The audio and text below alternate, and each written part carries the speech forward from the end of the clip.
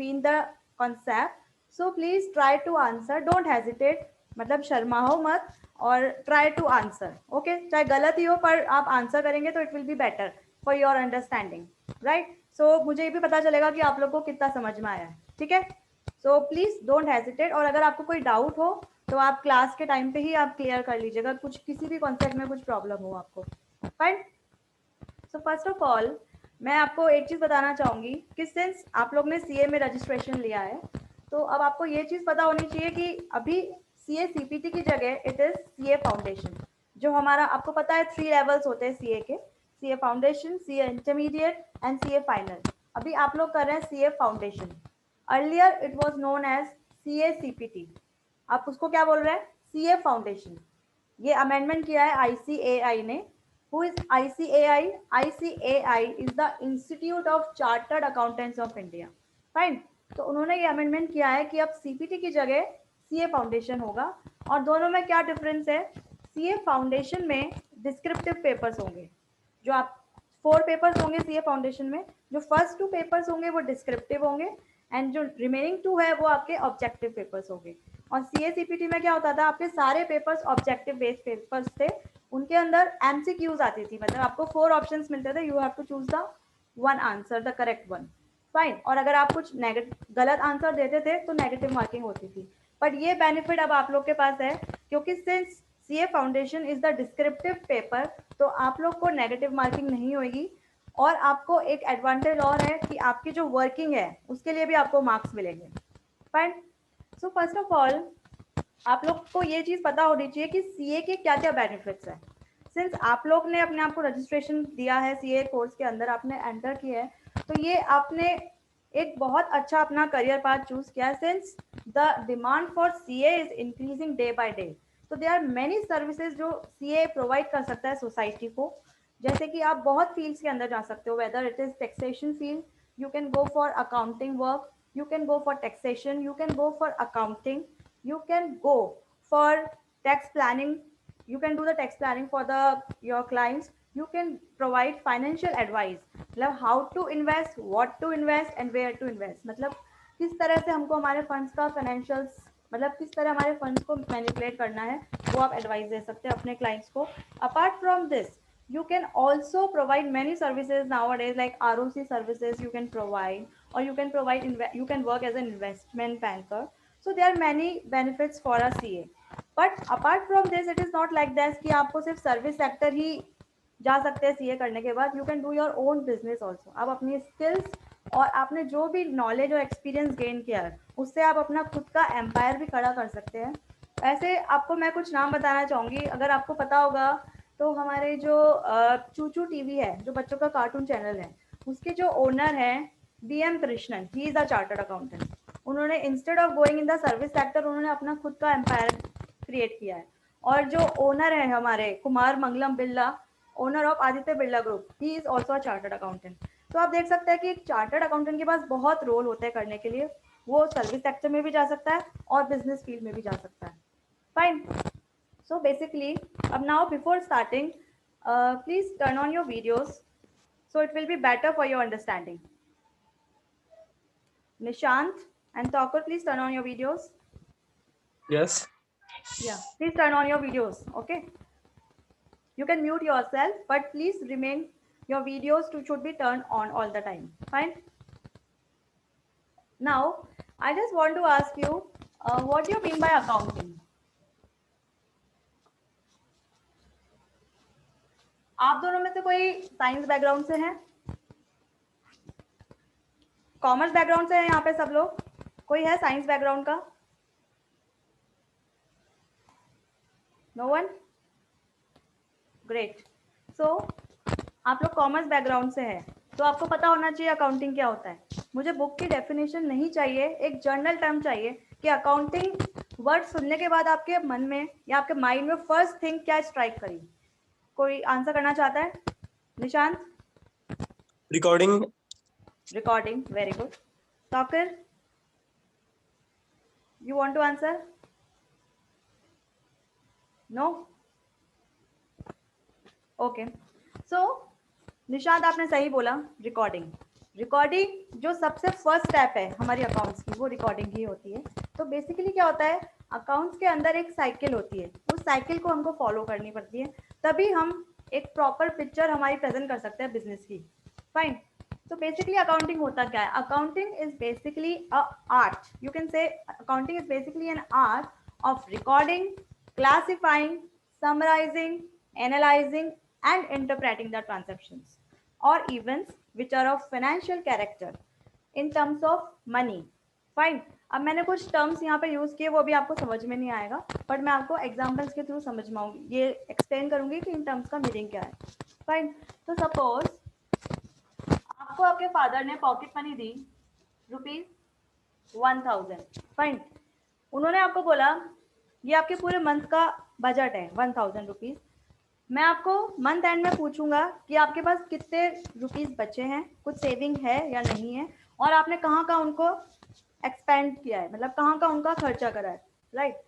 तो सपोज इस 1000 रुपीज में से आपने क्या करा, 100 रुपीज का अपने मोबाइल का रिचार्ज करा लिया। फाइन। 200 रुपीज का आपने क्या करा, आपके फ्रेंड का बर्थडे था तो आपने उसके लिए गिफ्ट परचेज कर ली। 200 रुपीज का आपने क्या करा, मूवी देख के आए आप।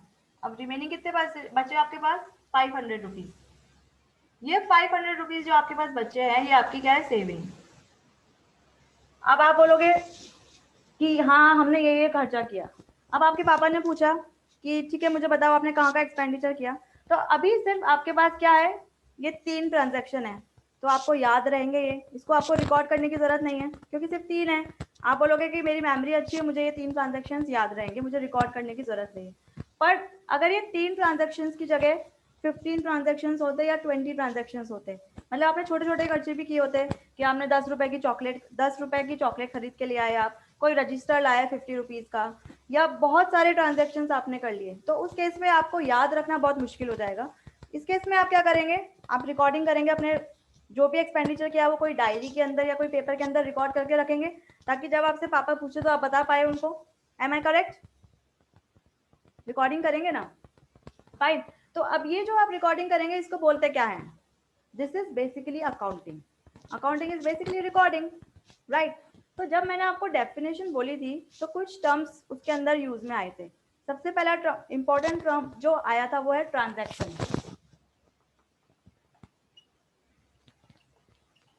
अब what do you mean by transaction? Accounts में हम ट्रांजैक्शन किसको बोलेंगे? Transaction is basically performance of business activity. हमने कुछ बिजनेस की एक्टिविटी परफॉर्म करी, वो हमारा क्या है, ट्रांजैक्शन। फॉर एग्जाम्पल हमने परचेज करी, हमने सेल करी, ये हमारे क्या है, ट्रांजैक्शन। हमने कोई असेट परचेज कर लिया, कोई फर्नीचर परचेज करा, एसी परचेज करा, फाइन, मशीनरी परचेज की, ये सब क्या है, हमारे ट्रांजैक्शंस। क्लियर है? ये हमारे होता है परफॉर्मेंस से, हमारा एफर्ट लगा इसके अंदर। अगर हम एफर्ट नहीं करते तो ये ट्रांजैक्शन नहीं होता। हम परचेज नहीं करते तो अपने आप परचेज थोड़ी हो जाती, हमने परचेज इनिशिएट करी तभी तो परचेज हुई। तो ये होता है transaction. Transaction is basically what, it is a performance of business activity. Right. अब एक वर्ड और आया था हमारे, इवेंट। इवेंट क्या होता है? इवेंट इज बेसिकली रिजल्ट और आउटकम ऑफ ट्रांजैक्शन। हमने जो ट्रांजैक्शन करा उसका जो रिजल्ट है वो क्या है, इवेंट। हमने परचेज करी तो हमारा स्टॉक जनरेट हुआ, तो जो स्टॉक जनरेट हुआ वो क्या है, हमारा इवेंट। हमने सेल करी, उससे हमको प्रॉफिट हुआ, तो वो क्या है, हमारा इवेंट। इवेंट हम कर नहीं रहे हैं, इवेंट को हम परफॉर्म नहीं कर रहे हैं, ये बेसिकली जो हमने ट्रांजैक्शन परफॉर्म करा उसका रिजल्ट क्या है, इवेंट। क्लियर है? ट्रांजैक्शन और इवेंट के डिफरेंस क्लियर है? ट्रांजैक्शन होता है हमारा performance of business activity, and event क्या होता है, रिजल्ट ऑफ ट्रांजैक्शन। हमने जो ट्रांजैक्शन करा उसका जो रिजल्ट है वो है इवेंट। क्लियर है? ये दो टर्म। अब क्या होगा हमारे अकाउंट्स के अंदर, आपको दो तरह के ट्रांजैक्शन देखने को मिलेंगे, एक होते हैं फाइनेंशियल ट्रांजैक्शन और एक होते हैं हमारे non financial transaction. Financial and non financial. अब इन दोनों में क्या डिफरेंस होता है? जो ट्रांजैक्शंस में मनी का इन्वॉल्वमेंट है, पैसे का लेन देन हो रहा है, उनको हम बोलते हैं फाइनेंशियल ट्रांजैक्शन, ठीक है। और जिसके अंदर पैसे का लेन देन नहीं हो रहे हैं, वो होता है हमारा नॉन फाइनेंशियल ट्रांजैक्शन। तो अकाउंट्स के अंदर बेसिकली हम कौन से ट्रांजैक्शंस की रिकॉर्डिंग करेंगे? फाइनेंशियल ट्रांजैक्शंस की। जिन ट्रांजैक्शंस में मनी का इन्वॉल्वमेंट हो रहा है, पैसे का इन्वॉल्वमेंट हो रहा है, वही ट्रांजैक्शंस हम रिकॉर्ड करेंगे। जो हमारे नॉन फाइनेंशियल ट्रांजैक्शंस है, उनको हम रिकॉर्ड नहीं करेंगे, ठीक है। यहाँ तक क्लियर है? Any problem? Clear? At least show thumbs up. Clear और not clear? It's good Nishan, you are initiating. तो नाउ अब मैंने बताया आपको financial transaction, non financial transaction और इवेंट। अब बेसिकली क्या होता है, सबसे पहले हम क्या करेंगे, फर्स्ट स्टेप क्या होती है हमारे अकाउंट्स में? आइडेंटिफाई करना ट्रांजैक्शन को। सबसे पहले हम क्या करेंगे? Identification of transaction. ये हम क्यों कर रहे हैं? क्योंकि जो फाइनेंशियल ट्रांजैक्शंस हैं, उन्हीं को हमको रिकॉर्ड करना है, नॉन फाइनेंशियल ट्रांजैक्शंस को रिकॉर्ड नहीं करना। सबसे पहले हम क्या करेंगे? आइडेंटिफिकेशन करेंगे ट्रांजैक्शंस की, ठीक है। फर्स्ट स्टेप ये होगी। सेकंड स्टेप में क्या करेंगे हम? जो हमने ट्रांजैक्शंस हमारे आइडेंटिफाई करे फाइनेंशियल, उनको हम रिकॉर्ड करेंगे। अब रिकॉर्डिंग कैसे होती है? बेसिकली जनरल एंट्रीज के थ्रू।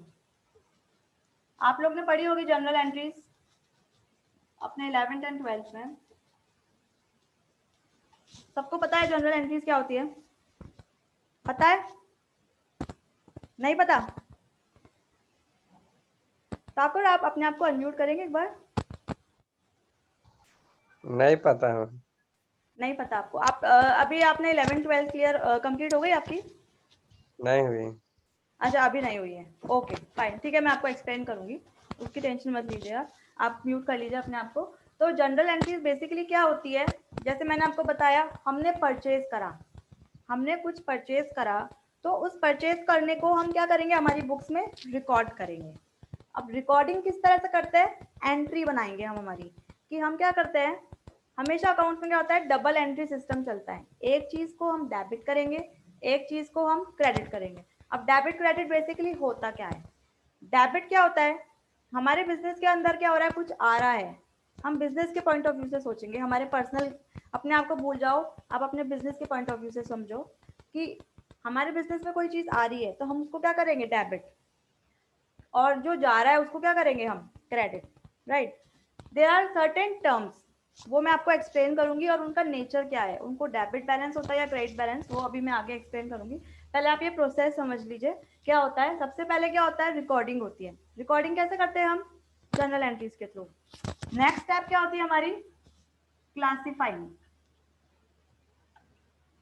अब क्लासिफाइंग में क्या होता है? अब हमारे पास क्या होगा, बिजनेस कर रहे हैं, सपोज हम कोई बिजनेस कर रहे हैं, अब हमने हजारों ट्रांजैक्शन कर दिए।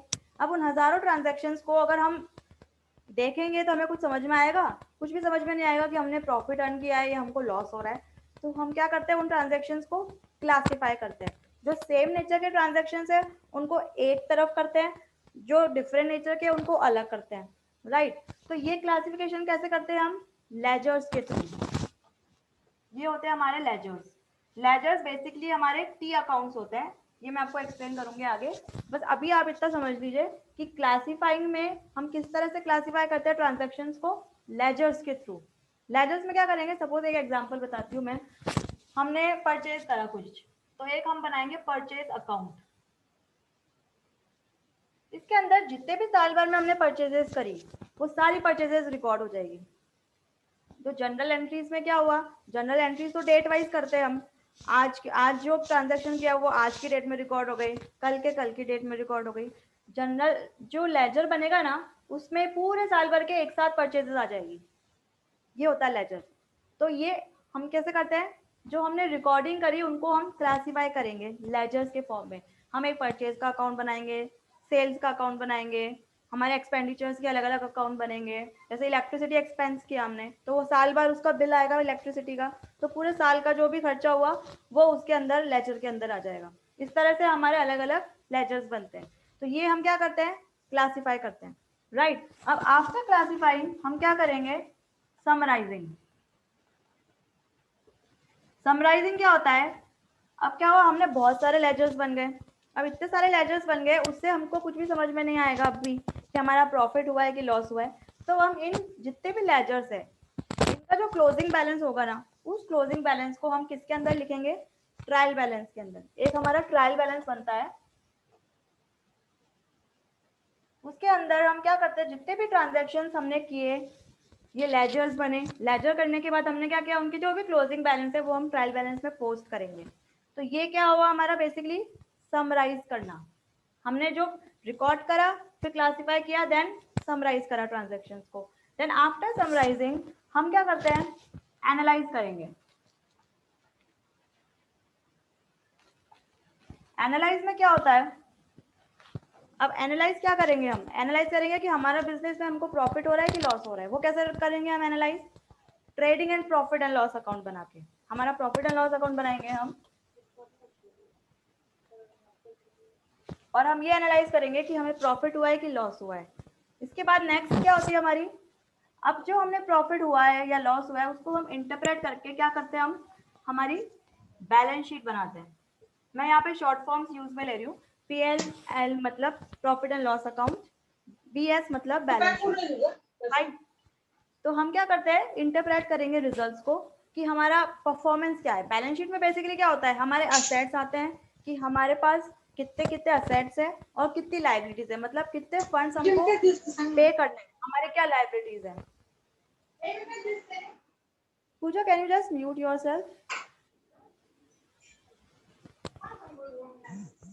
पूजा, please mute yourself. Hello, ma'am.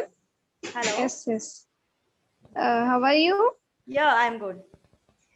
Myself, Pooja Koe. I'm first year standard. Okay, I'm from Aurangabad.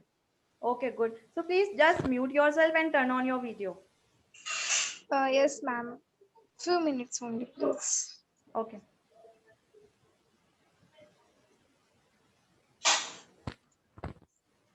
Fine. Pooja, please mute. Yes, ma'am. Yeah. Okay fine.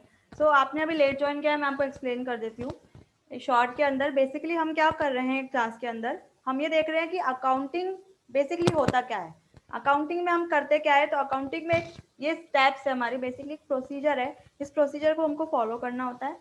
इसके अंदर क्या होता है, सबसे पहले हम ट्रांजेक्शन्स को आइडेंटिफाई करते हैं। अब ट्रांजेक्शन्स क्या होता है, ट्रांजेक्शन्स बेसिकली हमारे होते हैं परफॉर्मेंस ऑफ बिजनेस एक्टिविटीज़, मतलब हमने कुछ परचेज करा, कुछ सेल करा, कुछ परफॉर्म किया हमने, वो होते हैं हमारे ट्रांजैक्शंस, राइट। तो अकाउंट्स के अंदर हमेशा फाइनेंशियल ट्रांजैक्शंस ही रिकॉर्ड होंगे। फाइनेंशियल ट्रांजैक्शंस कौन से होते हैं, जिसमें मनी का इन्वॉल्वमेंट है, पैसे का लेन देन होता है, वही ट्रांजैक्शंस हम अकाउंट्स के अंदर रिकॉर्ड करते हैं। तो सबसे पहले फर्स्ट स्टेप में क्या करेंगे, हम ट्रांजैक्शंस को आइडेंटिफाई करते हैं। नेक्स्ट हम क्या करते हैं, जो हमने ट्रांजैक्शंस आइडेंटिफाई करें जो फाइनेंशियल नेचर के हैं, उनको हम रिकॉर्ड करेंगे जनरल एंट्रीज के थ्रू। देन उसके बाद हम क्या करेंगे, उनको क्लासिफाई करते हैं लेजर्स के थ्रू। लेजर्स क्या होते हैं, बेसिकली टी अकाउंट्स होते हैं। उसके अंदर क्या होता है, जो भी जर्नल एंट्रीज हमने पोस्ट करी है उनको हम रेस्पेक्टिव लेजर के अंदर पोस्ट करते हैं, और उनका जो क्लोजिंग बैलेंस होता है उसको हम कहाँ पोस्ट करते हैं, ट्रायल बैलेंस में। ये ट्रायल बैलेंस में जो पोस्टिंग होती है उसको हम बोलते हैं समराइजिंग ऑफ डाटा। जो हमारा ट्रांजेक्शन है उनको समराइज करके हम ट्रायल बैलेंस बनाते हैं। आफ्टर दैट हम क्या करते हैं, ट्रायल बैलेंस बनाने के बाद हम ये देखेंगे कि हमारे बिजनेस को प्रॉफिट हुआ है या लॉस। तो नेक्स्ट स्टेप क्या है, हम P&L अकाउंट बनाते हैं। इस P&L अकाउंट के अंदर हमारा प्रॉफिट हुआ या लॉस हुआ वो हमको पता चलेगा। नेक्स्ट आफ्टर P&L हम बैलेंस शीट बनाते हैं। बैलेंस शीट से हम इंटरप्रेट करते हैं कि हमारे क्या परफॉर्मेंस रहा, हमको क्या क्या इंप्रूवमेंट करने की जरूरत है, राइट। और हमारी बेसिकली कंपनी किस लेवल पे स्टैंड कर रही है, राइट। अब नेक्स्ट इंटरप्रेट करने के बाद हम क्या करते हैं, ट्रांजेक्शन्स को कम्युनिकेट करते हैं। अब कम्युनिकेट का मतलब क्या होता है, हमारे बिजनेस में क्या होता है, जो हमारे बिजनेस के इंटरनल यूजर्स हैं इस इंफॉर्मेशन के, उनको ये जानना होता है, जैसे कि एम्प्लॉयज़ हो गए, एम्प्लॉयज़ को बिजनेस में प्रॉफिट हुआ या लॉस हुआ उससे क्या लेना देना, लेकिन उनको क्यों जानना होता है, क्योंकि उनकी सैलरी उससे डिपेंडेंट होती है, उनको जो अप्रेजल होगा वो उस पर डिपेंडेंट होता है।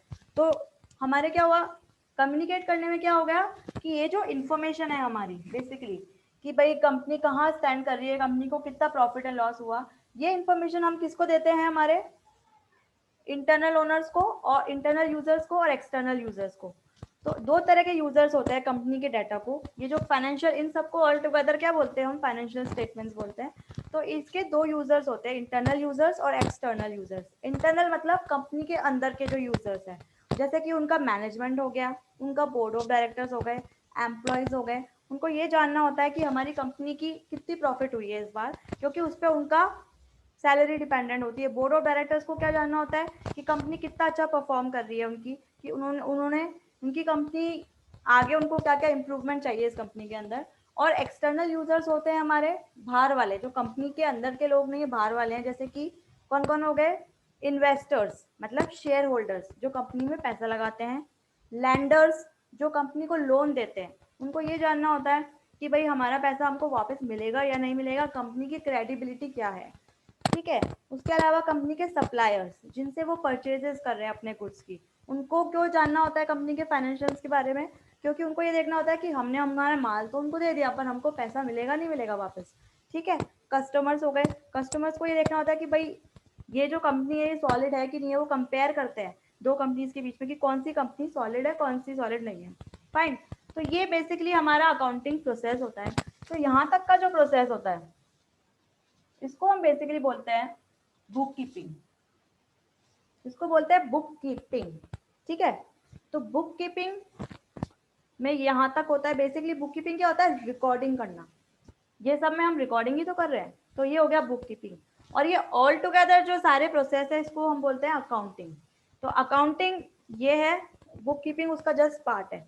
तो आपके एग्जाम्स में कई बार क्वेश्चन आता है कि दोनों में क्या डिफरेंस है, अकाउंटिंग और बुक कीपिंग में क्या डिफरेंस है। तो बेसिकली बुक कीपिंग क्या है, सिर्फ इतना सा, ये बुक कीपिंग है तो अकाउंटिंग ये है। बुक कीपिंग में सिर्फ हम रिकॉर्डिंग करते हैं ट्रांजेक्शन्स की, और अकाउंटिंग में ये सारे प्रोसेसेस होते हैं, राइट। बुक कीपिंग के बेसिस पे मैनेजमेंट डिसीजंस नहीं ले सकता, क्योंकि वो डिसीजन किसके ऊपर लेगा, बैलेंस शीट और पीएनएल के बेसिस पे ही वो डिसीजन लेता है अपने, ठीक है। तो ये हमारा डिफरेंस होता है बुक कीपिंग और अकाउंटिंग के अंदर। अब हम एक एग्जाम्पल के थ्रू इस पूरे कॉन्सेप्ट को समझेंगे। आप प्लीज अपना वीडियो ऑन रखिए क्लास के अंदर, और किसी भी चीज़ का कुछ प्रॉब्लम है तो वो पूछ सकता है।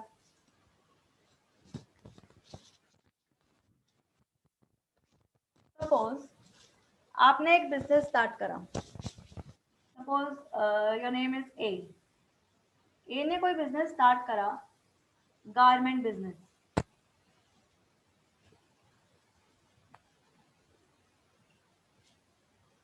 किस नेम से, महिमा फैशंस। मतलब बेसिकली आपने एक शोरूम ओपन करा है कपड़ों का, किस नाम में, महिमा फैशंस के नाम से आपने कोई शोरूम ओपन करा कपड़ों का, ठीक है। तो अब क्या हुआ इसमें, अकाउंट्स में होता क्या है बेसिकली वो मैं आपको समझाती हूँ। ए ने बिजनेस ओपन करा, पर इसको इस बिजनेस को चलाने के लिए, ओपन करने के लिए कितने रुपीस की जरूरत है, इसने एस्टिमेट लगा के देखा तो इसको जरूरत है 2 लाख रुपीस की, ठीक है। अब ये 2 लाख रुपीस की फंडिंग होगी कहाँ से, तो ए ने देखा कि मेरे पास 1 लाख रुपीस है, तो ए ने क्या करा, इस बिजनेस में 1 लाख रुपीस कॉन्ट्रीब्यूट करें ए ने। अब इसको 2 लाख की रिक्वायरमेंट थी, 1 लाख तो इसने खुद ने कॉन्ट्रीब्यूट कर दिया। अब इसने क्या करा, इसका एक फ्रेंड है बी, ये कौन है, ए का फ्रेंड है, ए फ्रेंड, इसको इसने बोला कि मुझे फंड्स की रिक्वायरमेंट है तो तुम मुझे फंड्स दोगे, तो बी ने बोला ओके। तो बी ने इसके बिजनेस में इसको 1 लाख रुपीस दिए, फाइन। तो ए ने जो फंड्स बिजनेस के अंदर दिए, ए कौन है, ओनर है। ओनर कौन होता है, जिसका ये बिजनेस है, जो बिजनेस ओन करता है। ए ने जो बिजनेस में पैसा लगाया वो लगाया ओनर की कैपेसिटी में, फाइन। और बी कौन है, बी है हमारा ए का फ्रेंड, वो ओनर नहीं है, बी ओनर नहीं है, बी कौन है, ए का फ्रेंड है। तो ए ने फंड लगाया 1 लाख रुपीज, इसको हम बोलते हैं कैपिटल। ठीक है, इसको बोलते हैं कैपिटल। और बी ने जो फंड लगाया बिजनेस के अंदर, क्योंकि बिजनेस में किसका है, ए का है, बी का बिजनेस थोड़ी है। बी कौन है, आउटसाइडर हो गया इस बिजनेस के लिए, आउटसाइडर हो गया। तो आउटसाइडर जो पैसा लगा रहा है, इसने क्या किया, 1 लाख रुपीज बिजनेस को दिए, तो ये क्या हो गया, लोन। इसको हम क्या मानेंगे, ये बेसिकली हो गया लोन। ठीक है, ए ने जो पैसा दिया बिजनेस के अंदर ओनर की कैपेसिटी में, वो होती है कैपिटल। बी जो आउटसाइडर है, उसने जो पैसा दिया बिजनेस को, वो किस में दिया, एज अ लोन। ठीक है, अब ए ने जो कैपिटल कंट्रीब्यूट करी, उसके बदले उसको कुछ तो मिलना चाहिए, तो उसको क्या मिलेगा, ए को मिलेगा बिजनेस से प्रॉफिट। और बी को क्या मिलेगा, बी ने भी तो 1 लाख रुपीज दिए, इसको प्रॉफिट मिलेगा क्या, इसको प्रॉफिट नहीं मिलेगा, इसको क्या मिलेगा, लोन पे इंटरेस्ट। ठीक है, तो कैपिटल बेसिकली होती क्या है, capital R the funds contributed by the owner as in the capacity of owner in the business, ये होती है कैपिटल। और लोन क्या होती है, फंड्स कंट्रीब्यूटेड बाय आउटसाइडर, वो होती है लोन। कैपिटल पे हमको क्या मिलेगा, प्रॉफिट, और लोन पे उसको क्या मिलेगा, बी को इंटरेस्ट। फाइन। सो अब क्या होता है, कैपिटल का कुछ रूल होता है। कैपिटल का रूल ये होता है कि capital can not be withdrawn, capital हम विड्रॉ नहीं कर सकते। ये कब विड्रॉ होती है, capital is withdrawn only at the end of the business and that too after payment of all the outside liabilities. मतलब इसका मतलब क्या हुआ कि कैपिटल को हम एक बार हमने कैपिटल जो बिजनेस में इंट्रोड्यूस कर दी, उसको हम हमारी कैपिटल को वापस विड्रॉ नहीं कर सकते। उसके लिए एक रूल होता है कि जब हमारा बिजनेस बंद होने वाला है, मतलब हम उस बिजनेस को खत्म कर रहे हैं, तो जितने भी हमारी आउटसाइड लाइबिलिटीज है, मतलब जिससे भी हमने पैसा ले रखा है, या कोई हमारे कुछ ड्यूज बचे हुए हैं, एक्सपेंडिचर्स ड्यूज है, उन सबको पे करने के बाद, किसी से हमने लोन ले रखा है, जैसे बी से लोन ले रखा है, उसको पे करने के बाद जो पैसा बचता है वो ए अपने घर लेके जाएगा, उससे पहले नहीं लेके जाएगा। अब आप बोलोगे कि अगर वो कैपिटल नहीं लेके जाएगा तो फिर वो अपना घर कैसे चलाएगा। वो अपने डे टू डे एक्सपेंडिचर करने के लिए ए क्या करता है, उसको क्या अलाउ होती है, अपनी जो डेली एक्सपेंसेस है, पर्सनल एक्सपेंसेस, वो करने के लिए उसको अलाउ होती है ड्रॉइंग्स।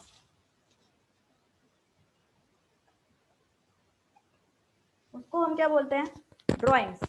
तो ए को जो फंड्स मिल रहे हैं, बेसिकली जो विड्रॉ कर रहा है वो फंड्स अपने बिजनेस में से पर्सनल यूज के लिए, उसको हम क्या बोलते हैं, ड्रॉइंग्स।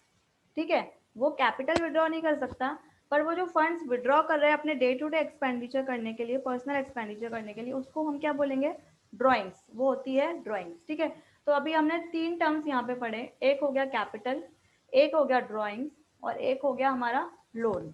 ठीक है, ये तीनों टर्म्स क्लियर हैं। प्लीज आप अपना वीडियोस ऑन रखें,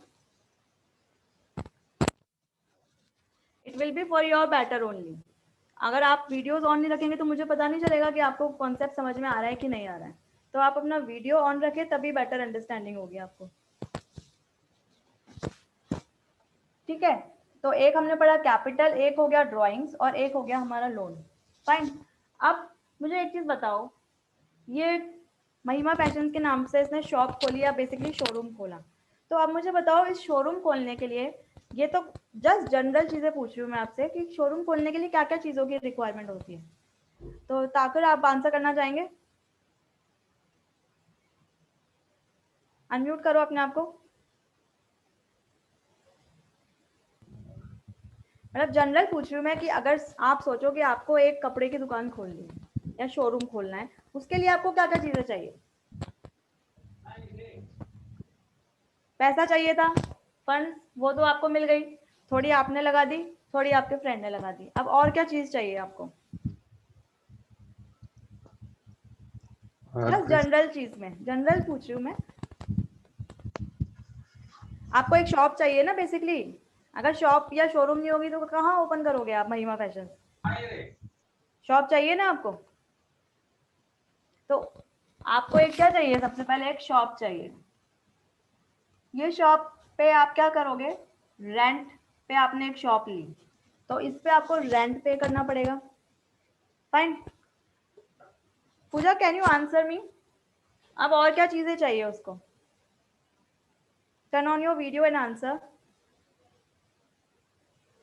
पूजा, are you there? Yes, ma'am. Are you there? Yes, I'm here. Turn on your video please.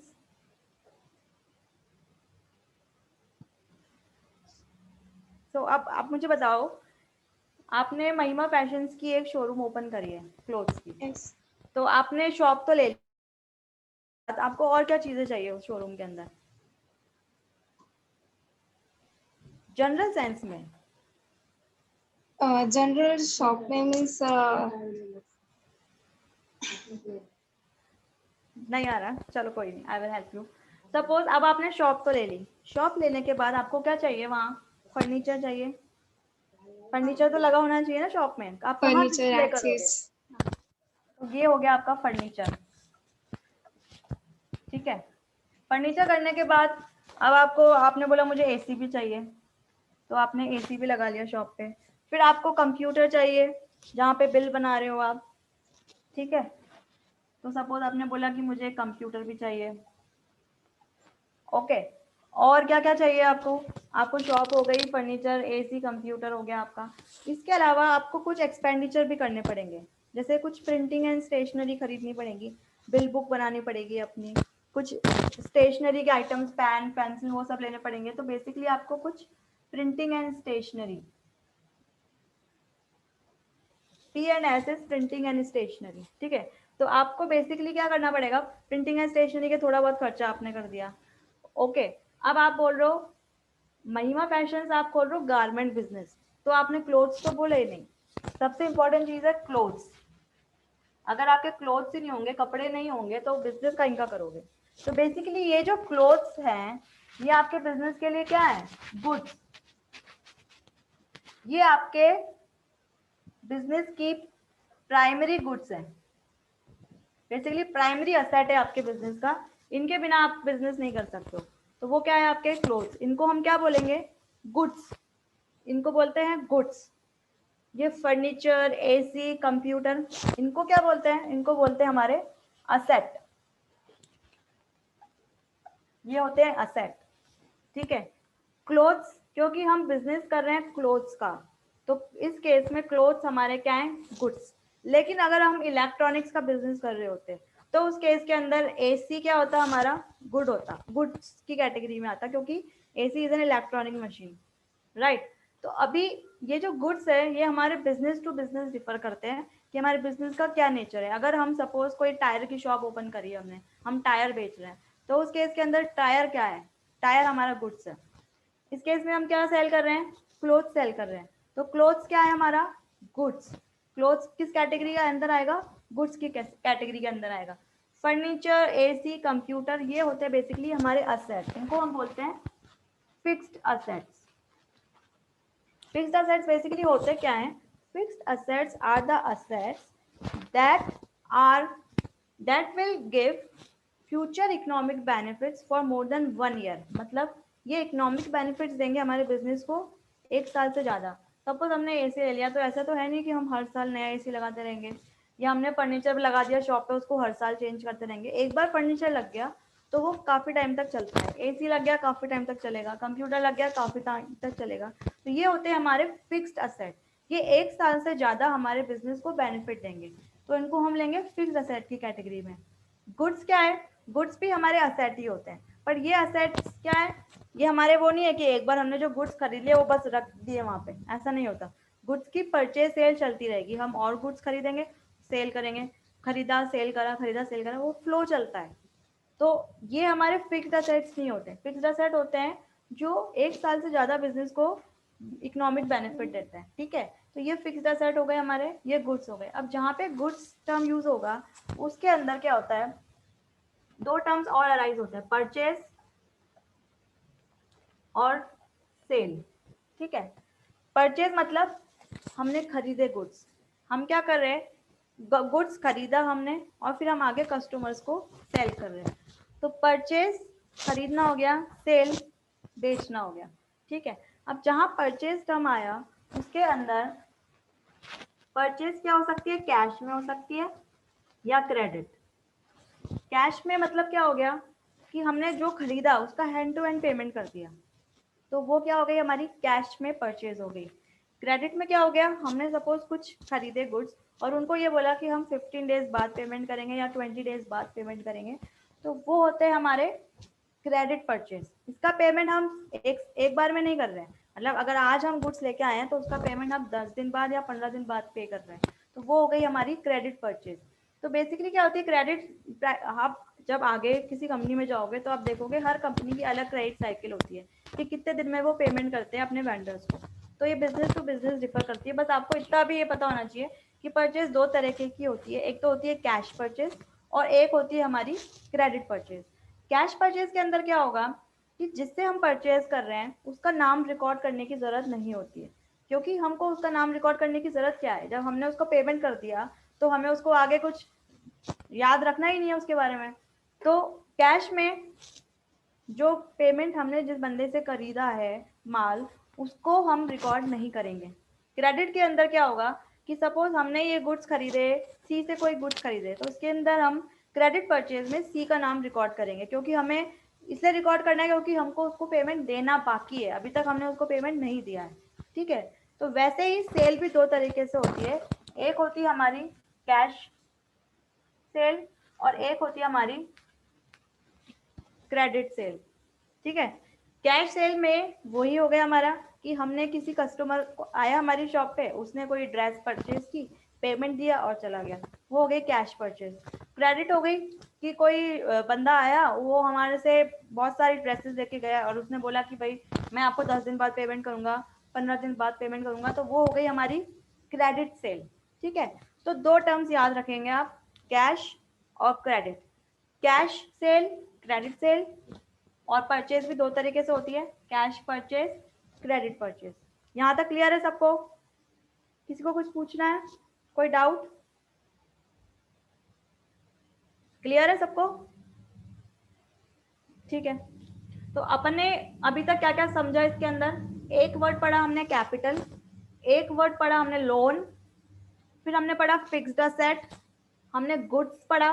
Goods, जहाँ गुड्स होगा वहाँ दो टर्म अराइज होंगे, purchase of goods, sale of goods. Purchase दो टाइप की होती है, cash purchase, credit purchase. Sale दो टाइप की होगी, कैश परचेज, क्रेडिट परचेज। ठीक है, अब जब हम शॉप हमने ली तो उसका हमको रेंट पे करना पड़ेगा, क्योंकि कोई फ्री में तो हमको शॉप देगा नहीं, तो हमको रेंट पे करना पड़ेगा। तो ये रेंट बेसिकली क्या है, हमारा एक्सपेंस है, खर्चा है हमारा, ये उसको हमको रेंट पे करना पड़ेगा, ये खर्चा है। प्रिंटिंग एंड स्टेशनरी, हमने कोई स्टेशनरी आइटम खरीदा, कोई पेपर्स वगैरह खरीदे, कोई डायरी खरीदी, तो ये क्या है हमारा एक्सपेंडिचर। हमको इलेक्ट्रिसिटी बिल पे करना पड़ेगा। ठीक है, ये भी क्या है हमारा एक्सपेंडिचर। ठीक है, तो अब हमने क्या क्या टर्म पढ़े? Capital, loan. लोन बेसिकली क्या होती है, लाइबिलिटी। ये हमारे बिजनेस के लिए क्या होती है, लाइबिलिटी। लाइबिलिटी मतलब इसको पैसा वापस देना है, हमारे को इसको पैसा देना है, ये हमारी लाइबिलिटी है। फ्यूचर में जाके, आज नहीं तो फ्यूचर में जाके इसको हमको पे करना है, तो ये क्या है हमारी लाइबिलिटी। तो कैपिटल, लाइबिलिटी, ड्रॉइंग्स, ये हमारे असेट हो गए, फिक्स्ड असेट हो गए, ये गुड्स हो गए, एक्सपेंसेस हो गए। ठीक है, क्लियर है यहाँ तक? अब क्या हुआ, अब हमारे पास हमने गुड्स खरीदे थे, तो वो गुड्स खराब हो गए, कुछ उनको हमने सेल कर दिए, या कोई हमारे पास कबाड़ पड़ा था, कोई कार्टून्स वगैरह, वो सेल कर दिया, मतलब उसको हम बोलते हैं स्क्रैप। उसको क्या बोलते हैं हम, स्क्रैप। इस स्क्रैप की हमने सेल करी। ठीक है, तो ये जो हमने सेल करी, इससे जो हमको पैसा मिला वो हमारी क्या होगी, इनकम। इस सेल को हम हमारे सेल ऑफ गुड्स में नहीं लिखेंगे। सेल ऑफ गुड्स क्या होता है बेसिकली, जो हमारा ट्रेडिंग अकाउंट बनाएंगे हम, आप आगे पढ़ोगे, ये ट्रेडिंग अकाउंट बनता है हमारा प्रॉफिट एंड लॉस अकाउंट बनाने से पहले। तो इस ट्रेडिंग के अंदर जो हमने परचेज करी, जो हमने सेल करी, जितना हमारा माल बचा है, मतलब स्टॉक बचा है, वो हम इसके अंदर रिकॉर्ड करते हैं। तो बेसिकली क्या हुआ, जो परचेज और सेल हमारे गुड्स से रिलेटेड है, वो हमारी कहाँ पोस्ट होगी, ट्रेडिंग अकाउंट के अंदर। लेकिन स्क्रैप सेल वो हमारी गुड्स की सेल नहीं है, तो इसको हम ट्रेडिंग अकाउंट में रिकॉर्ड नहीं करेंगे। इसको हम कहाँ रिकॉर्ड करेंगे? स्क्रैप सेल को। इससे जो इनकम हुई है हमारी डायरेक्ट जाएगी पीएनएल अकाउंट के अंदर, ये हमारी ट्रेडिंग अकाउंट के अंदर नहीं जाती है, ठीक है। और अगर सपोज कोई फर्नीचर है, ये फर्नीचर हमारा क्या हुआ? खराब हो गया, इसको हमने सेल कर दिया। इस फर्नीचर से जो हमको प्रॉफिट हुआ सेल करने पे, वो प्रॉफिट क्या होगा? हमारा इनकम होगी। वो हमारा बिजनेस का प्रॉफिट नहीं है। बिजनेस का प्रॉफिट वो होता है कि जो काम हम कर रहे हैं बिजनेस में, उससे जो हमको डायरेक्टली प्रॉफिट हो रहा है, वो हमारा प्रॉफिट होता है। तो अब इस केस में फर्नीचर अगर हमने सेल कर दिया, तो वो हमारा क्या है? बिजनेस का इनकम है, उसको हम पीएनएल अकाउंट में रिकॉर्ड करेंगे, ठीक है। यहाँ तक क्लियर है? कुछ पूछना है किसी को? क्लियर? ठीक है।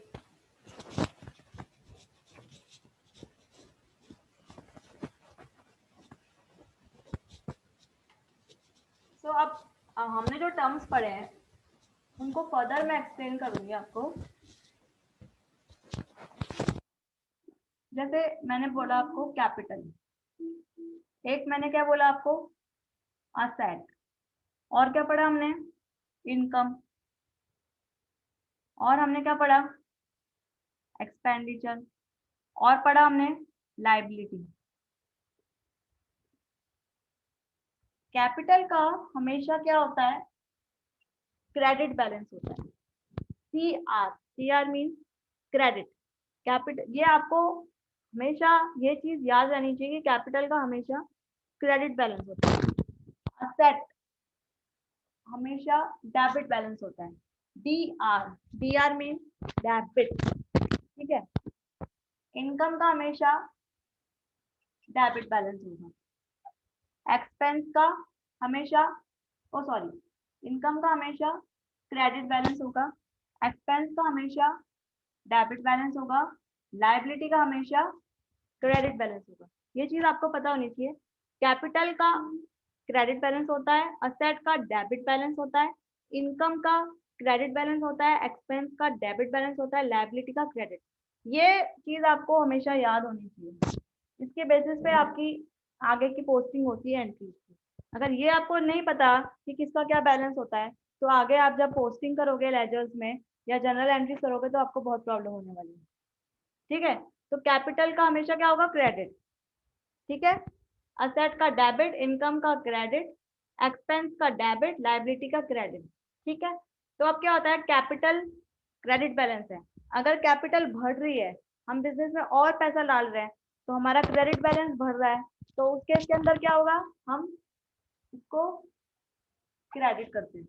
जब कैपिटल कम होती है, तो हम एंट्री करते वक्त कैपिटल को क्या करेंगे? डेबिट। कम हो रही है, उल्टा हो रहा है, बढ़ने की जगह कम हो रही है, मतलब बैलेंस तो है क्रेडिट, लेकिन उल्टा हो रहा है, डेबिट हो रहा है, तो उसको हम डेबिट करेंगे। असेट हमारा बढ़ रहा है, हमने बिजनेस में कोई और नया असेट खरीद लिया, बढ़ रहा है, तो उसको क्या करेंगे? हम डेबिट साइड लिखेंगे, डेबिट करेंगे जनरल एंट्री करते वक्त, ठीक है। और अगर असेट हमारा कम हो रहा है, तो उसको हम करेंगे क्रेडिट। वैसे ही अगर इनकम हमारी बढ़ रही है, तो इनकम को हमको क्या करना होता है? क्रेडिट। और मतलब हमने कुछ सेल कर दी, फर्नीचर की सेल कर दी, स्क्रैप की सेल कर दी, इनकम बढ़ रही है हमारी, तो उसको हम क्रेडिट करेंगे। इनकम हमारी कम हो रही है, तो हम उसको डेबिट करेंगे। एक्सपेंस हमारा बढ़ रहा है, खर्चा हमारा बढ़ रहा है, तो उसको हम डेबिट करेंगे। एक्सपेंस अगर हमारा कम हो रहा है, तो उसको हम क्रेडिट करेंगे, ठीक है। अब लायबिलिटी के केस में क्या होता है? लायबिलिटी अगर हमारी बढ़ रही है, तो लायबिलिटी का क्या बैलेंस है? Credit balance. तो लायबिलिटी बढ़ रही है, तो उसको हम क्या करेंगे? क्रेडिट। और लायबिलिटी अगर कम हो रही है, तो उसको हम करेंगे डेबिट। तो ये बेसिकली जनरल रूल होता है, ये रूल आपको पता होना चाहिए। सबके बैलेंसेस अगर आपको याद है कि किसका कौन सा बैलेंस है, तो आप ये डेबिट क्रेडिट जब जनरल एंट्री करोगे या लेजर पोस्टिंग करोगे, तो उसमें आपकी कभी गलती नहीं होगी। तो ये चीज आपको याद होनी चाहिए। कैपिटल का क्रेडिट बैलेंस, असेट का डेबिट, इनकम का क्रेडिट, एक्सपेंस का डेबिट, लायबिलिटी का क्रेडिट बैलेंस, ठीक है। क्लियर है यहाँ तक सबको?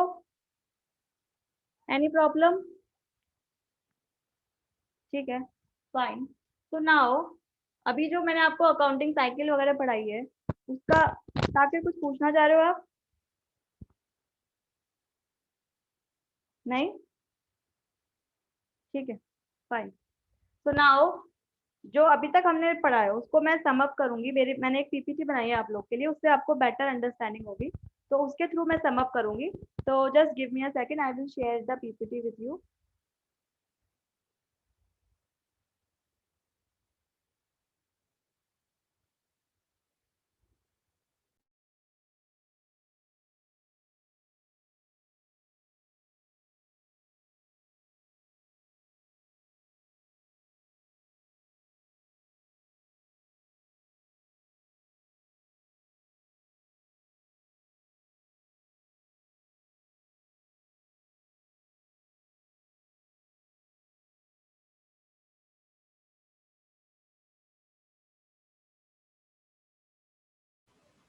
Is it visible?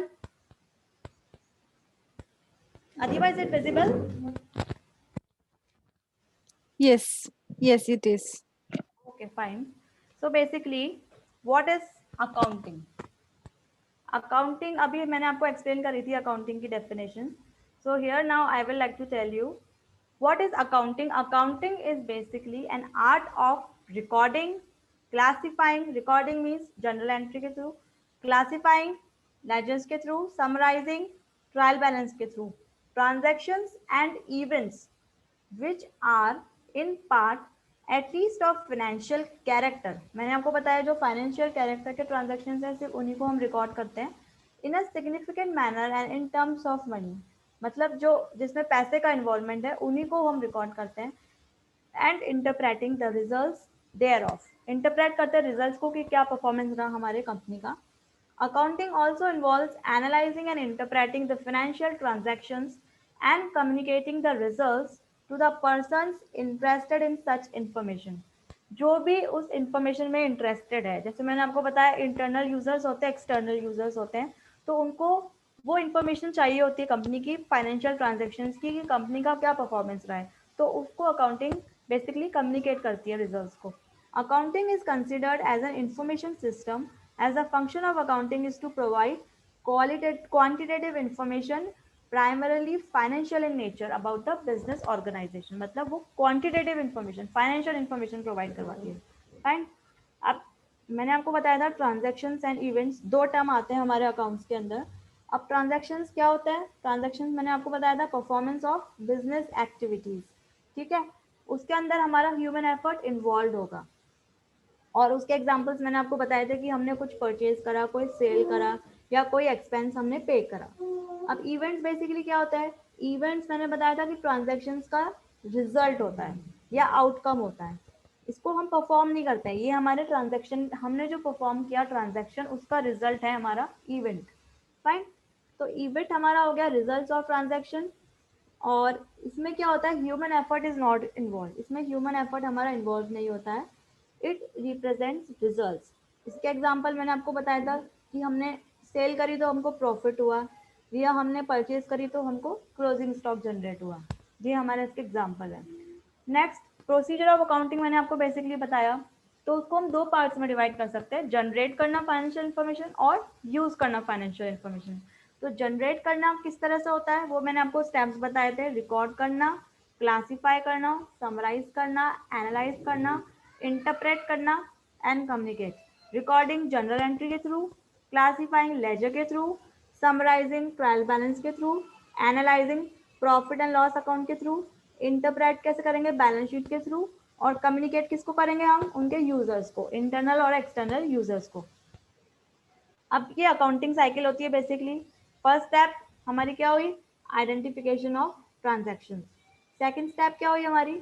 Recording of transactions. Third step क्या हुई हमारी?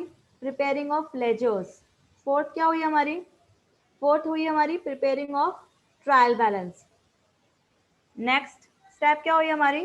Preparing financial statements. वो क्या होते हैं हमारे financial statement? Balance sheet and profit and loss account. Then communicating information. Communicate कैसे करेंगे इन्फॉर्मेशन? हम एनुअल रिपोर्ट्स बनाते हैं बेसिकली.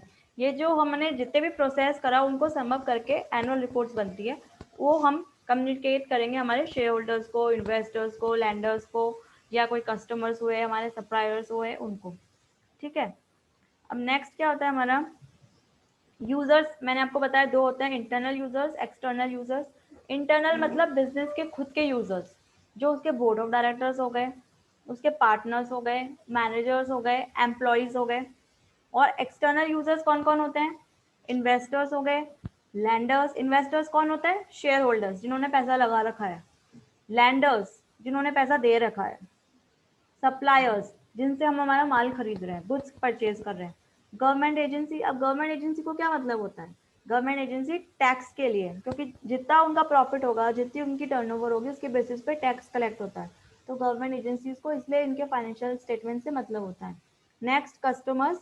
कस्टमर्स को क्या नीड होती है उनकी? कस्टमर्स ये देखता है कि भाई ये कंपनी सॉलिड है कि नहीं है, इस कंपनी में हम हमारे इस कंपनी के शेयर्स हम खरीद सकते हैं, इस कंपनी के मतलब हम इन्वेस्ट कर सकते हैं या नहीं कर सकते। ठीक है, नेक्स्ट है हमारे ऑब्जेक्टिव्स ऑफ अकाउंटिंग। ऑब्जेक्टिव्स क्या होते हैं बेसिकली अकाउंटिंग के? Systematic recording of transactions. Systematic तरीके से हम हमारे ट्रांजैक्शंस को रिकॉर्ड करेंगे। वो कैसे करेंगे हम? वो मैंने आपको बताया, book keeping, journal entry, ledger and trial balance बना के। नेक्स्ट है हमारा ascertainment of results. Ascertainment of results किस तरह से करते हैं हम? Trading account and profit and loss बना के। असर्टेनमेंट ऑफ फाइनेंशियल पोजीशन, वो हम करते हैं बैलेंस शीट के थ्रू। ये जो टर्म्स मैं अभी आपको बता रही हूँ, ये आपने पढ़े होंगे 11th एंड 12th में, और अगर जिसने नहीं पढ़े हो उनको आगे जाके एक्सप्लेन करूंगी मैं कि ट्रेडिंग अकाउंट क्या होता है, प्रॉफिट एंड लॉस अकाउंट क्या होता है, बैलेंस शीट क्या होती है। उसके लिए अभी आप जस्ट ये समझ लीजिए कि होते ये टर्म्स होते हैं अकाउंट्स के अंदर। Communicating information to various users, वो यूजर्स को हम कैसे कम्युनिकेट करेंगे? हमारी फाइनेंशियल रिपोर्ट्स के थ्रू। ठीक है, अब मैंने आपको बताया था बुक कीपिंग और अकाउंटिंग। तो बुक कीपिंग और अकाउंटिंग में क्या डिफरेंस होता है, इसमें कई बार क्वेश्चन आता है एग्जाम के अंदर। तो बेसिकली बुक कीपिंग क्या होती है? Book keeping it is a process concern with recording of transactions. इसमें क्या होता है? ट्रांजेक्शन्स की हम रिकॉर्डिंग करते हैं। और अकाउंटिंग क्या होता है? It is a process concern with summarising of recorded transactions. जो ट्रांजेक्शन बुक कीपिंग के थ्रू हमने रिकॉर्ड किया है, उनको हम समराइज करेंगे अकाउंटिंग में। बुक कीपिंग में क्या है? Second point, it constitutes as a base for accounting. ये अकाउंटिंग का बेस है, मतलब ये नींव है अकाउंटिंग की। इट इज, अब अकाउंटिंग की बात करें तो it is considered as a language of the business. अब अकाउंटिंग क्या बेसिकली एक लैंग्वेज है। Financial statements do not form part of this process. जो फाइनेंशियल स्टेटमेंट्स है, मतलब balance sheet, P and L account, वो बुक कीपिंग का part नहीं होते हैं। Financial statements are prepared in this process on the basis of book keeping. अब financial statements जो बनाते हैं ना हम, वो बुक कीपिंग के जो रिकॉर्ड्स है उनके बेसिस पे बनेंगे। Managerial decisions can not be taken with the help of these records. Book keeping में क्या होता है? जो भी हमने रिकॉर्डिंग की, जैसे ट्रायल बैलेंस बनाया, जनरल एंट्री बनाई, उसके बेसिस पे मैनेजमेंट डिसीजन नहीं ले सकती। मैनेजमेंट डिसीजन किस पे लेती है? उनके फाइनेंशियल स्टेटमेंट्स पे। और फाइनेंशियल स्टेटमेंट किस में बनते हैं? अकाउंटिंग के अंदर। बुक कीपिंग की कोई सब फील्ड नहीं होती है, लेकिन अकाउंटिंग की बहुत सारी सब फील्ड्स होती है, जैसे कि फाइनेंशियल अकाउंटिंग हो गई, मैनेजमेंट अकाउंटिंग, कॉस्ट अकाउंटिंग, बहुत होती है। 6 पॉइंट है, financial position of the business can not B ascertain through book keeping records. मतलब बुक कीपिंग से हम हमारे बिजनेस की फाइनेंशियल पोजीशन असरटेन नहीं कर सकते। Financial position of the business is ascertain on the basis of accounting records. Accounting records के basis पे हम उसको असरटेन कर सकते हैं।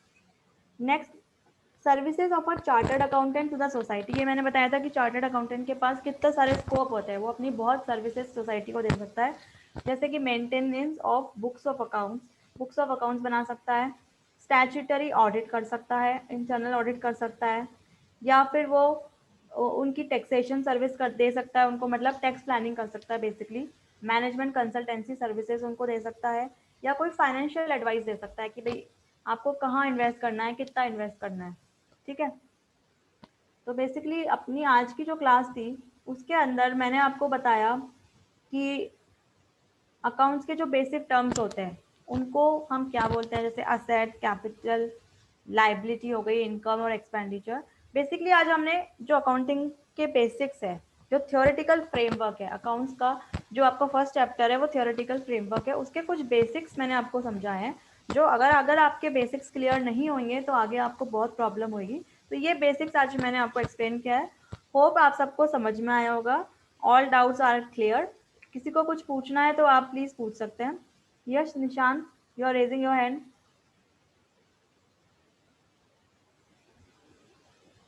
Nishant, you want to ask something?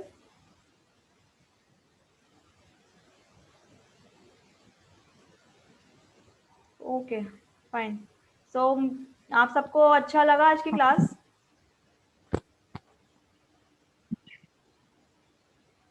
Hope you guys have understood the concept. आपको सब कुछ समझ में आया हो. और अगर किसी को डाउट है तो आप अभी क्लास में क्लियर कर सकते हैं.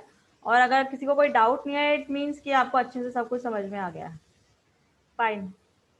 सो ओवर टू यू अदीबा.